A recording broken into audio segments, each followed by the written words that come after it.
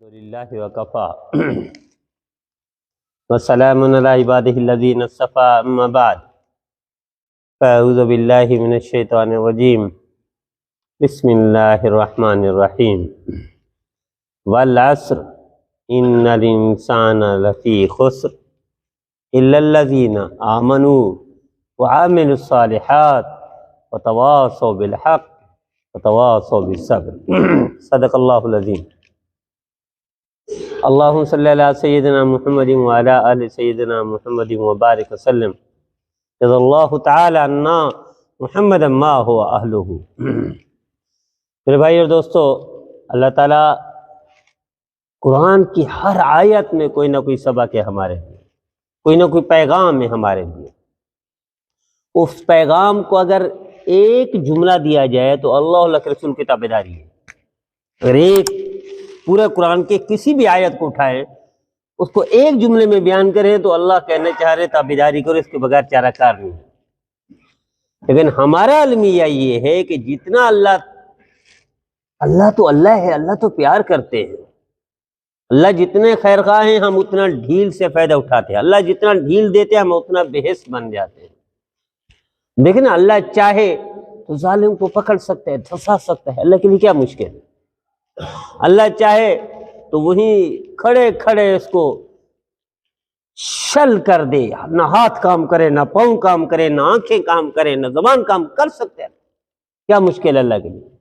جو رب پانی کے قطرے سے سارا انسان بنا سکتا ہے، اس کے لیے اس کے وہ چھین لینا، زبان کی گویائی چھین لینا، کانوں کی سماعت چھین لینا، آنکھوں کی بصارت چھین لینا، کیا مشکل ہے؟ کوئی مشکل نہیں۔ لیکن اللہ ڈھیل دیتے ہیں، اور جتنا ڈھیل دیتے ہیں ہم اتنا فائدہ اٹھاتے ہیں ناجائز۔ جائز فائدہ اٹھانے کا اللہ نے فرمایا ہے، اللہ کے رسول نے فرمایا، لیکن ہم ناجائز فائدہ، اس لیے اللہ فرماتے ہیں والعصر ان الانسان لفی خسر۔ قسم اٹھانے کی ضرورت اللہ کو کیوں پڑی؟ اللہ ایسے فرما دیتے انسان خسارے میں ہے۔ کون خسارے میں ہے؟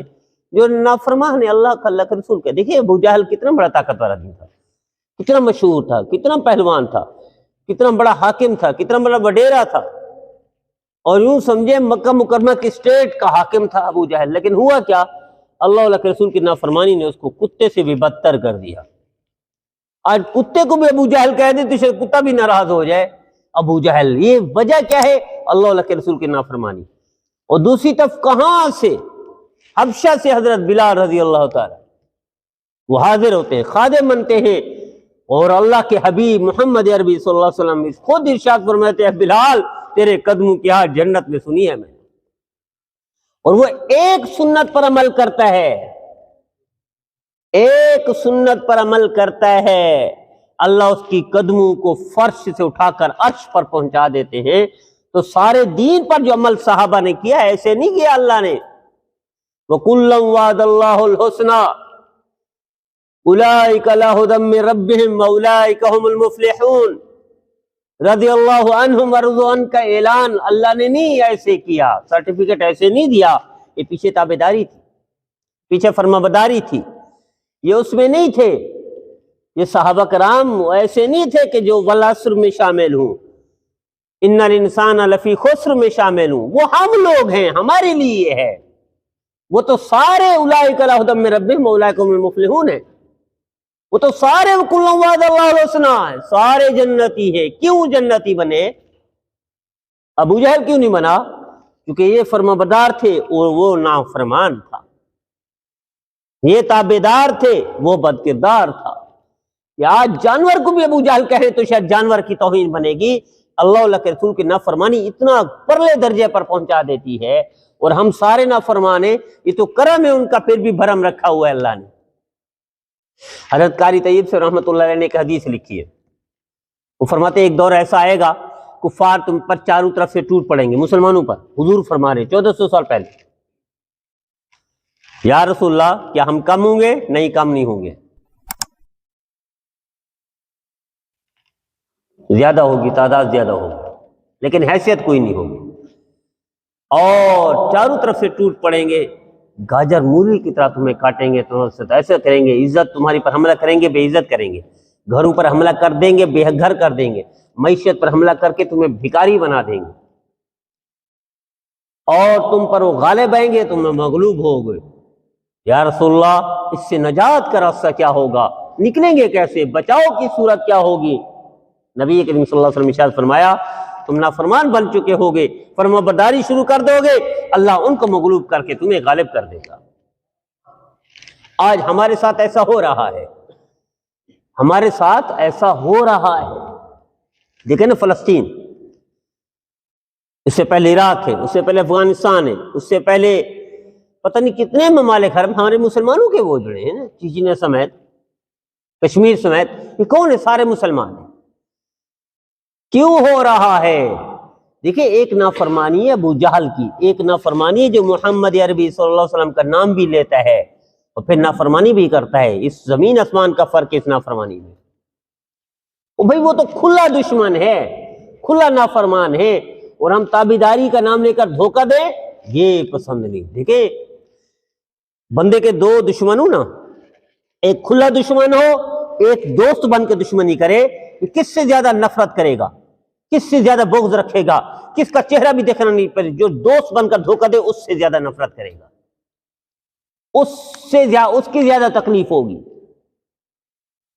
کھلے دشمن کی تکلیف ہوگی لیکن اس سے کم ہوگی جو اپنا من کر تکلیف دیتا ہے۔ میرا دیدو، ایک ہے ابو جہل کی نافرمانی، ایک ہے مودی کی نافرمانی، ایک ہے بش کی نافرمانی، ایک ہے شیطان کی نافرمانی، ایک ہے کلمہ پڑھتا ہے لا الہ الا اللہ محمد رسول اللہ اور کرتا نافرمانی ہے، کام الٹے کرتا ہے۔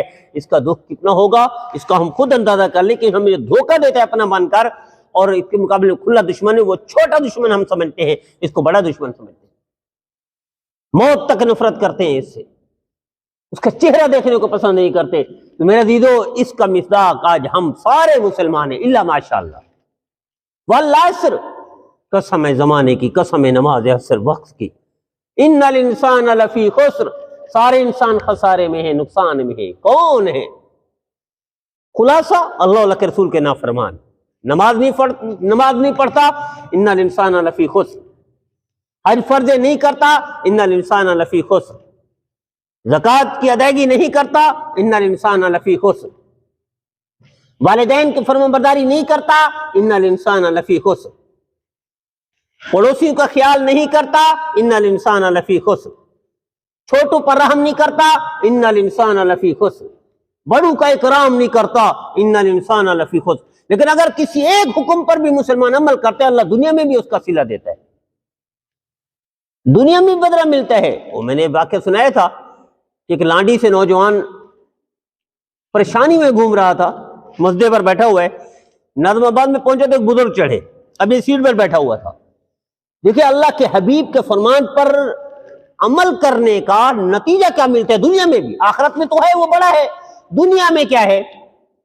میں نے خود دیکھا اپنی آنکھوں سے، نوجوان سیٹ پر بیٹھا ہوا ہے، ایک بزرگ آ گئے بڑی عمر کے، یہ سیٹ چھوڑ دی، اس کو بٹھا دیا، بیٹا کیا کام کرتے ہو؟ اچھا، یہ کوئی بڑا افسر تھا کسی کمپنی میں، اور اس کی گاڑی خراب ہوئی تھی، گاڑی چھوڑ کر پبلک ٹرانسپورٹ پر بیٹھا تاکہ میں دفتر پہنچوں، پھر گاڑی وہاں سے بندے بھیجوں، ایسے ہی کیا اس نے۔ اسے پوچھا بیٹا کیا کرتے ہو؟ میں کچھ بھی نہیں کرتا۔ جاب کرو گے؟ تو اسی طرح ڈھونڈ رہا ہوں۔ اس کو اپنے ساتھ لے گیا، اور راستے میں ہی کمپنی تھی، وہیں اترا، اسی وقت بھرتی کر کے بہترین جگہ پر فٹ کر دیا اس کو۔ ایک تھوڑے چند منٹ کی سیٹ چھوڑی، اور فرمان کس کا ہے؟ نبی کریم صلی اللہ علیہ وسلم کے فرمان ہے۔ بڑوں کا احترام، بڑوں کا اکرام، اس پر اللہ نے کیا کیا؟ اس پر اللہ نے کیا کیا کہ یوں سمجھے جو پریشان مارا پھر رہا تھا، اللہ نے وہی فوری نقد بدلہ دے دیا، اور اللہ کے حبیب کی فرمانبرداری کا اللہ نقد بدلہ دنیا میں بھی دیتے ہیں، دنیا میں بھی دیتے ہیں۔ ایسا ہے نہیں ہے کہ بعد میں ملے، نہیں، آخرت میں ملے گا سو ملے گا، دنیا میں ملتے ہیں۔ تو ان الانسان لفی خسر میں کون ہے؟ جو بھی اللہ کے رسول کی نافرمانی کرتا ہے وہ لفی خسر میں ہے، جو گالی دیتا ہے وہ ان الانسان لفی خسر میں ہے، جو غیبت کرتا ہے ان الانسان لفی خسر میں ہے، بہتان لگاتا ہے ان الانسان لفی خسر میں ہے، الزام تراشی کرتا ہے ان الانسان لفی خسر میں ہے، بیوی بچوں کو مارتا ہے ان الانسان لفی خسر میں ہے، اسی طرح کسی کا حق کھاتا ہے ان الانسان لفی خسر میں ہے۔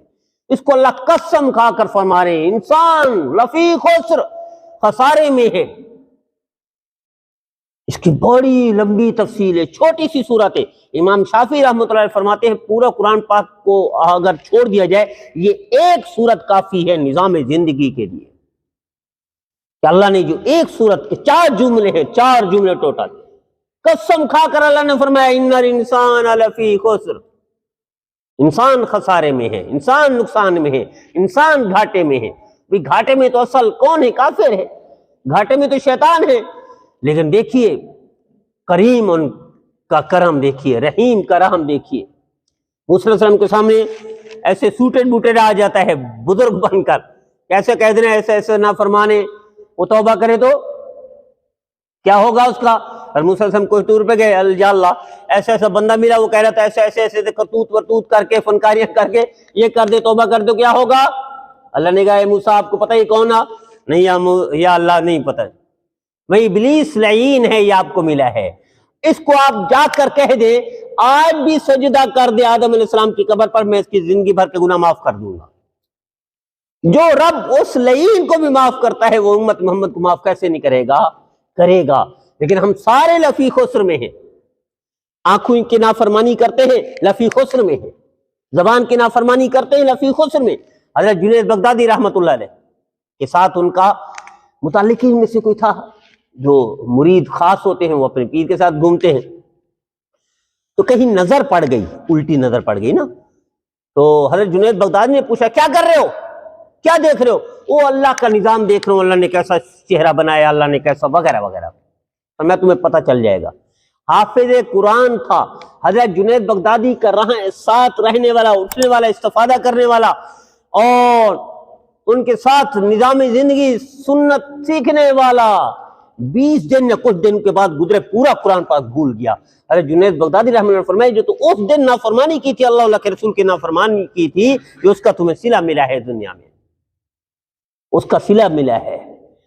عبداللہ تیمسی رحمۃ اللہ علیہ لیکن مسجد آ رہے تھے، نظر پڑ گئی، کس پر نظر پڑی؟